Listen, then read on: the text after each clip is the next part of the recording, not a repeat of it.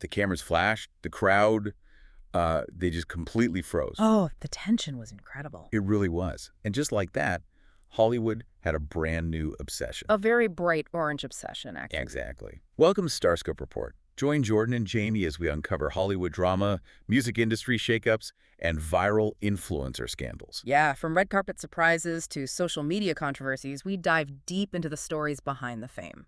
And for today's deep dive, we are unpacking a headline that has taken over the internet.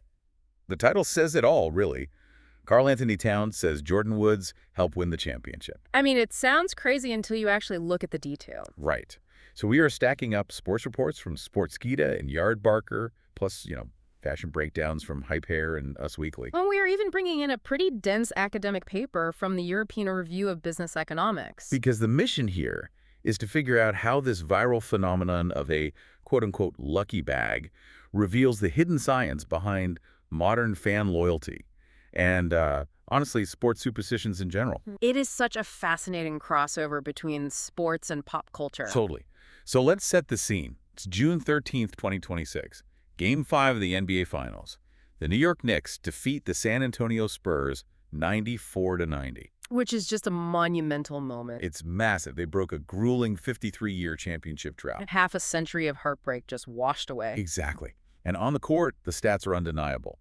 Jalen Brunson drops an insane 45 points. He wins the Bill Russell Trophy. Yeah, and Karl-Anthony Towns, KT, he just dominates the glass. I mean, going back to Game 2, he had that massive 21-point, 13-rebound double-double. Right, they survived the sheer size of the Spurs. But if you ask a huge segment of the internet who the real MVP is, they aren't pointing to Brunson or KT. No, they are pointing to a $125 mini purse. A faux-ostrich mini purse, to be exact. The Woods by Jordan Puck's clutch. The absolute star of the playoff. It really was. Jordyn Woods, KT's fiancée, first brought this tangerine orange bag to Game 1 of the first round against the Atlanta Hawks on April 18th. Just as a cute accessory, right?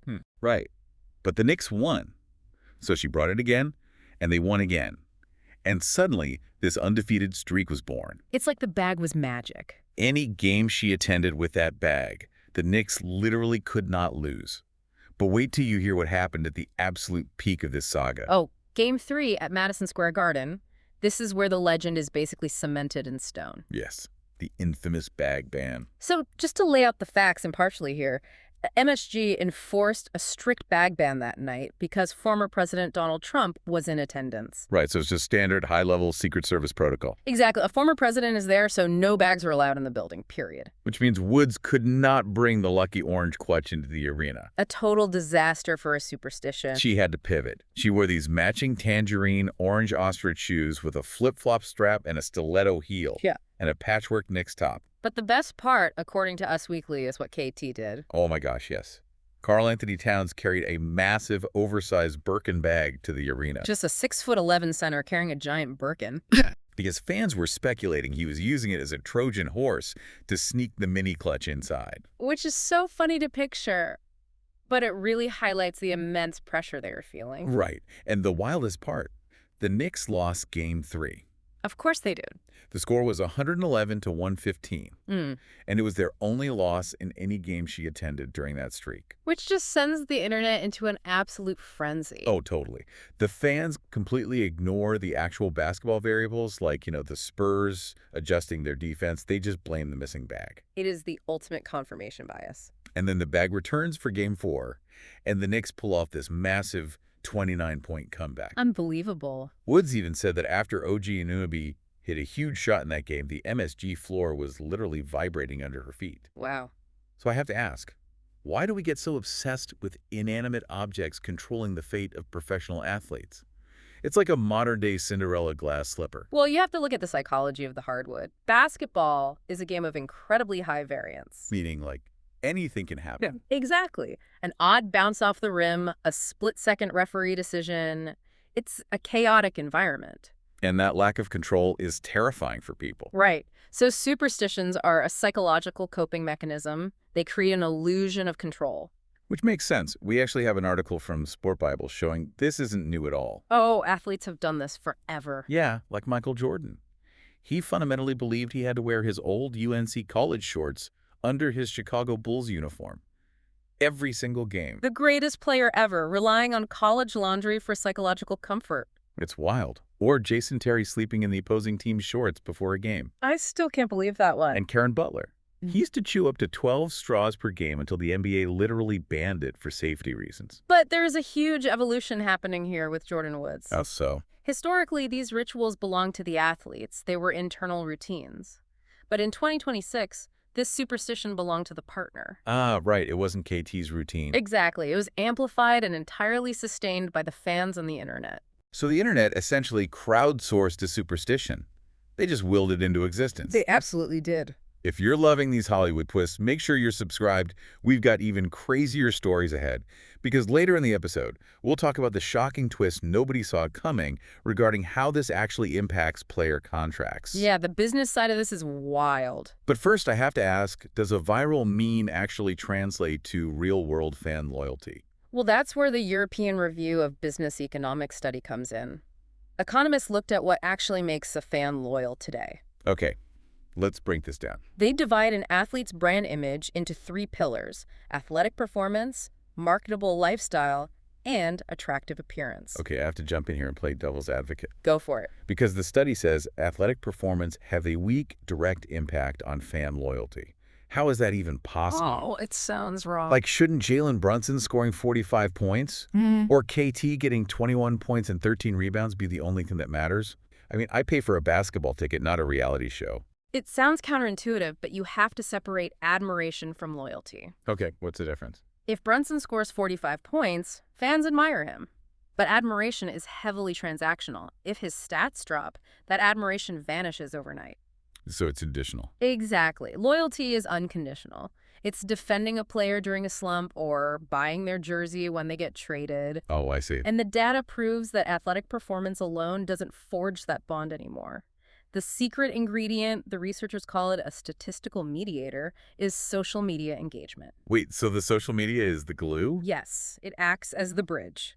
Today's fans demand a holistic parasocial connection. A parasocial connection, meaning a one-sided relationship where the fan feels like they really know the celebrity. That's it. Raw stats don't humanize an athlete. Loyalty is built when fans interact with an athlete's marketable lifestyle. Which is exactly what the lucky bag gave them. Precisely. The loyalty wasn't about KT's field goal percentage. It was about his fiancée, their relationship, and this shared cultural moment.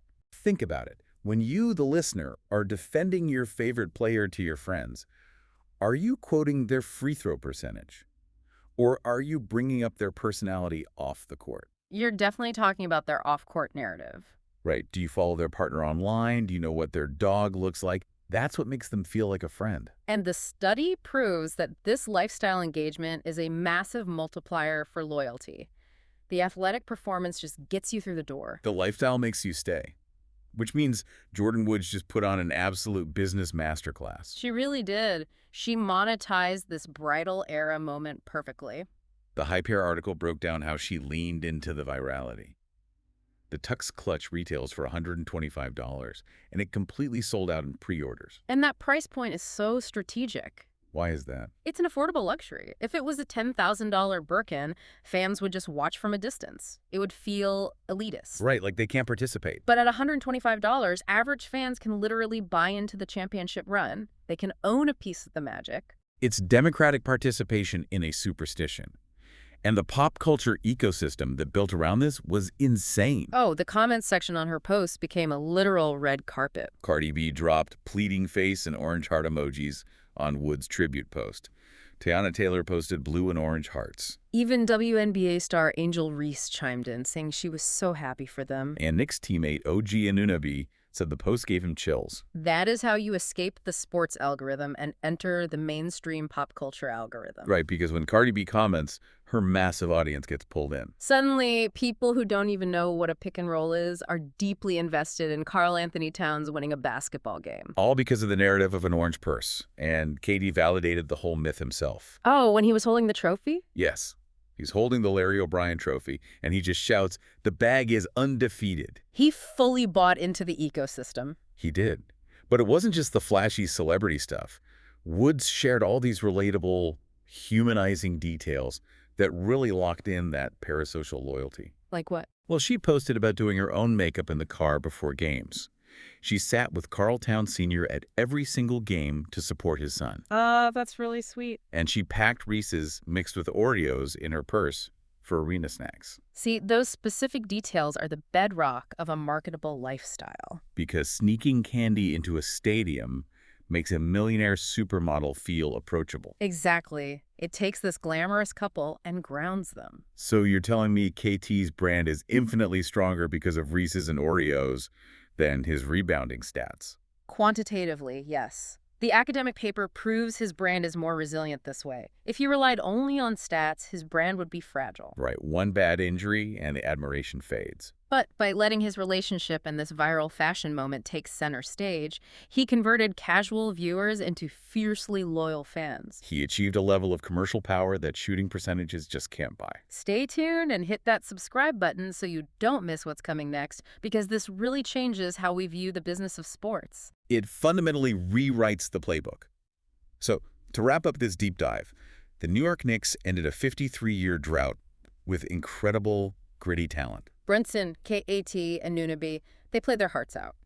But the cultural memory of this 2026 championship, the thing that trended globally and break containment into mainstream pop culture, will forever be tied to an orange faux-ostrich purse. It proves the game is no longer just played on the hardwood. It's played on social media, in fashion choices, and through authentic lifestyle connections. The boundaries between the athlete, the partner, the fan, and the brand have completely dissolved. Which leaves you, our listener, with a fascinating question to mull over. What's that?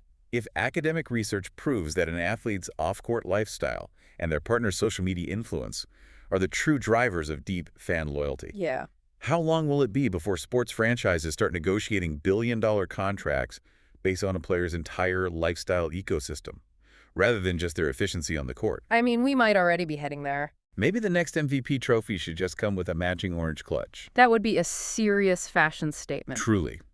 You've been listening to Starscope Report, where Jordyn and Jamie uncover the stories shaping Hollywood, music, and pop culture. Thanks for tuning in, and don't forget to subscribe for more stories that keep the stars shining.